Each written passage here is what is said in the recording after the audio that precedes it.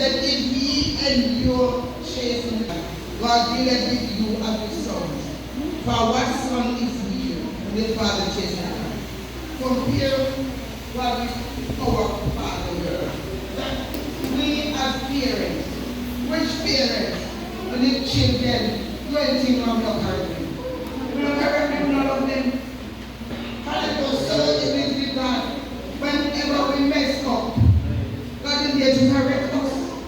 He loves us, he chases us.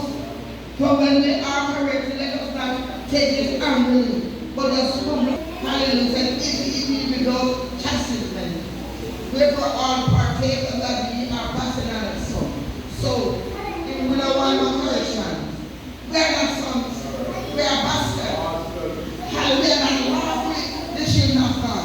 So the word of God is to correct every one of us. When the word are, the word is here. And we know when we mess up. Because anytime the word comes, and we start a quarrel, that the word got in. Praise the name of Jesus. Praise him. That we say, you have to have them that day. And if you show our stone at it, anyone can out and I want to get it. Amen. Praise the name of Jesus. Amen. So we don't want to stay in that. You know, if the word is you just talk down to God. Oh, yeah. And he will have mercy and will abundantly pardon. You don't want to find ourselves fighting the word of God.